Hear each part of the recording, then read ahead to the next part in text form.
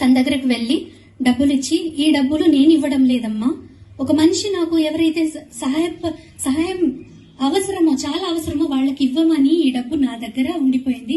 ఆ మనిషికి మంచి చేకూర్చాలంటే నేను ఈ డబ్బు మీకు ఇవ్వాలి, తన తరపున నా నుంచి మీరు తీసుకోండి అనేసి ఆ డబ్బులు తనకిస్తారు.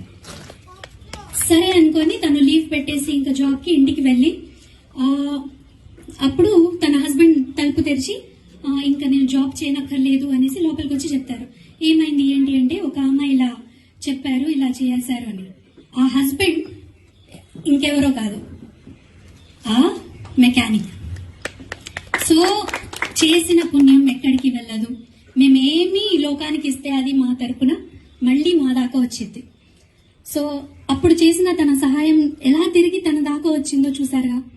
అలాగే మేము చిన్న చిన్న పనులు ఏవైతే మనసు విప్పి చేస్తామో అది కంపల్సరీగా ఏదో ఒక దారిలో అవసరం ఉన్నప్పుడు మా దాకా చేరిద్ది. సో ఇది నేను ఈ ఫీల్ తో ఏదైతే చూసానో, కోవిడ్ ఫైటర్స్ ని గుర్తు చేసుకుంటే వాళ్ళు ఎన్ని సంవత్సరాలుగా తమదంటూ ఒక ఆర్గనైజేషన్ పెట్టారు. ఎంతమంది ఏం చెప్పినా ఇదెందుకు, అదెందుకు, అలా ఎందుకు, ఇలా ఎందుకంటే కన్సిస్టెంట్ వేలో తమ ప్రోగ్రామ్స్ ని చేస్తున్నారు.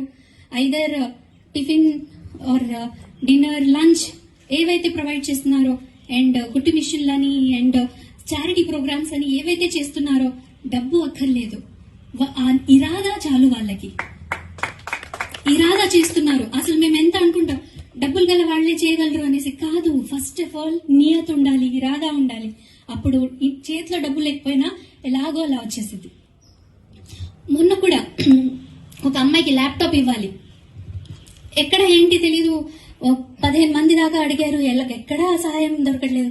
ఒక్క మనిషి అమెరికా నుంచి ఒక్క మనిషి రియాక్ట్ అయ్యి తను అక్కడి నుంచి కొనిపించి, అక్కడి నుంచి పార్సల్ పంపించి సహాయం అందింది. ఇక్కడ ఎవరు నియత్ చేసుకున్నారు, ఎవరు ఇరాదా చేసుకున్నారో, ఎక్కడి నుంచి ఎక్కడి వరకు హెల్ప్ దొరికింది అది చూసుకోవాలి. మేము ఇరాదా గట్టిగా పెట్టుకోవాలి, ఏదైనా జరిగిద్ది అల్లా సహాయంతో అని అనుకోవాలి.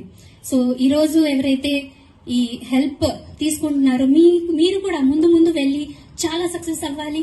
అండ్ ఇలాగా ఎప్పుడైనా ఆ సహాయాన్ని ఎవరికైనా అందించాల్సి ఉంటే మీ చేతుల మీదుగా అందిస్తే మీకు సహాయం చేసిన వీళ్ళకి అండ్ ఆ అసోసియేషన్ ఏదైతే నార్త్ అమెరికాలో ఉందో అక్కడి నుంచి వాళ్ళకి కూడా మేము దువా ఇచ్చినట్టుగా ఉంటుంది.